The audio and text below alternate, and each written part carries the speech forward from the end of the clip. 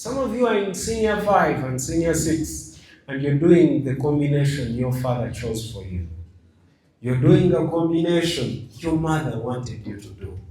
You're doing a combination that the school gave you, but you've never thought about it.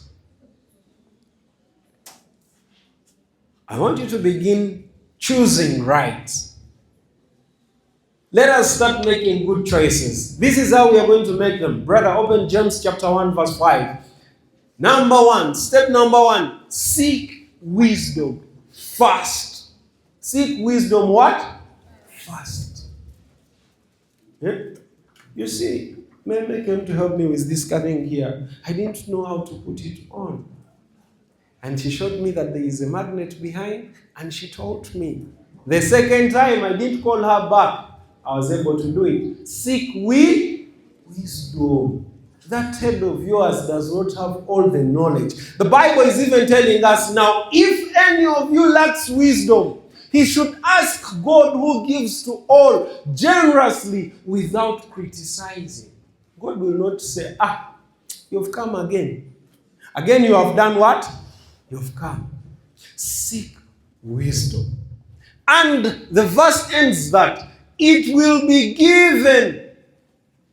When you seek the wisdom from God, he is going to give it to you. And you're busy saying, Choka physics has become a problem. Musumbadon, senior 5, biology. Paper 1 has become what? A problem. But the Bible is telling us, seek. When you want to make a decision, ask. There are people who have gone through it. The Lord is there to give you the knowledge that will help you through. Number 2, check your counsel. Psalms 1:1. Check your counsel. Blessed is the one who does not walk in step with the wicked, or stand in the way that sinners take. Who is in your ear? Who are you listening to? Who are you listening to? For physics, that paper, we left it. It is hard. Now we should do this particular one. Be careful who you're listening to. Blessed is the man that walketh in the counsel of the... Walketh not in the counsel of the ungodly, nor stand in the way of sinners, nor sitteth in the seat of the scorn. Be careful, those people.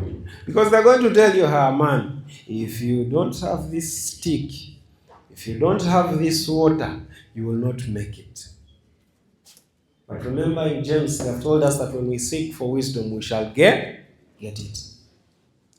When we read Luke 14:28, it tells us that you need to count the cost. Okay, if I do A, what is it that I'm going to lose? What is it that I'm going to gain? If I do B, what is it that I'm losing or I am gaining? Before you begin Lugambo, ask yourself, when I talk about this God, what am I gaining? That is why they are giving us an example of someone who is constructing a building. They are saying, doesn't this person first calculate the materials? Is it? And he knows, and we know that all things work. No. I said, look. Brother, let us move together because we have 2 minutes now. Look.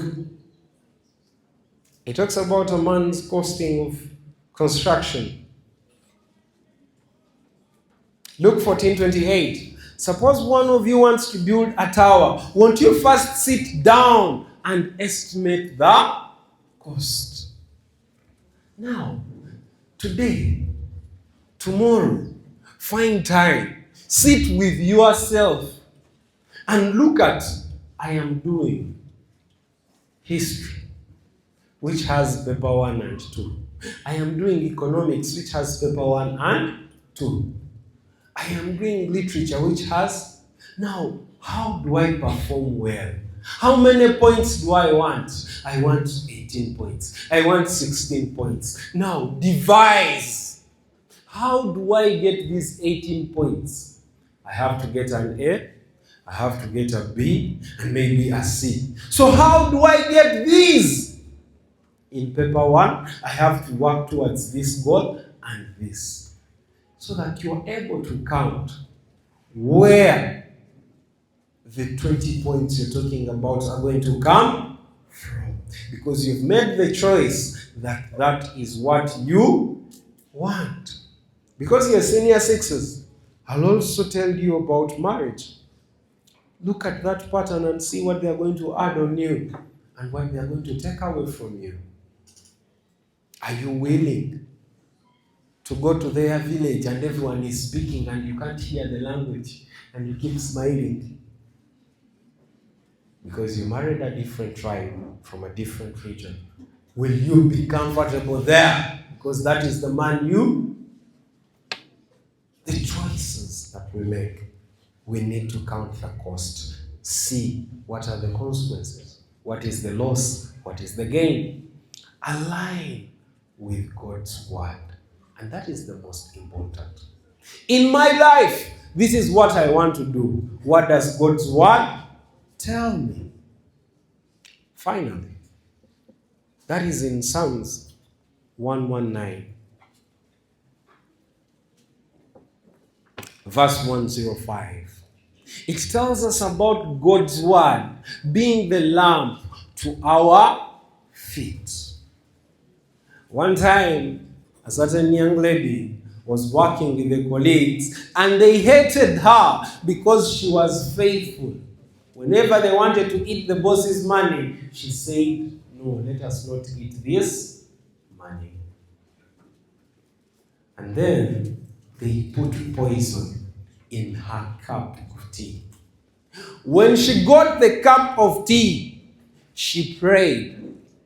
When she was going to carry the cup to put to her mouth and drink, the hand started shaking until the cup fell down and broke. She thought maybe something had happened. Maybe it was fear. It happened the second time. The third time, someone who didn't know about the poison said, "It seems your hand is sick. Give me your tea, take mine." And she almost died. Because after taking the tea, she felt very ill. That they suspected and they asked, and these people confessed to having given her poison. Just imagine. Prayer, consulting the Lord, following the Lord's guidance will help you to make the right decisions. Let us wind up with this verse. Joshua chapter 24, verse 15. Joshua was able to stand in front of Israel and he says, "But as for me and my house, we will serve the Lord." It is my humble prayer that among us, there is someone who will choose. Who will do what? Who will choose? And they choose right. Choose the right habits that will make you successful in your academics. Choose the right friends that are going to guide you very well. Choose the right words to use even when you're angry. Choose. Choose. Because choices make a difference. Now, ask yourself, when did I last pray honestly? When did I last talk to God to guide me? Before you act, ask yourself, have I prayed about it? Before you even rush to tell your friend, "Man, I have a rush here." Before, ask yourself, have I prayed about it? What does God's word say about it? This one has annoyed me. Should I just slap them? Would I be okay if someday my children, my mother, my father was able to make the same mistake. One time, my mother bought a certain skirt and she put it on and she came outside and she said, am I smart? I'm like, Mommy, are you a prostitute? Go and change. And she told me, am I smart? I'm like, no, you cannot put on like that. And then she's like, why? I'm like, because you're my mother. You can't be like that. And she's like, young man, calm down. Don't raise your voice. I'm your mother, remember. I'm like, yes, that is why you should. That is not good. Now, just imagine I'm walking with you and people begin, I'm going to feel embarrassed. Dress very well. Then she told me, when you dress up and you put your trousers down sagging, that is how I feel. So I want you to put away those damaged jeans of yours. Tuck in gently. Be smart, because you also shame me when you behave that way. When we choose right, everyone loves us. They even feel proud when we choose right. When we choose right, success becomes part of what we take. It is my humble prayer that me and you make the right decisions that are going to make us enter heaven, that are going to make us successful in our lives. May the Lord bless you.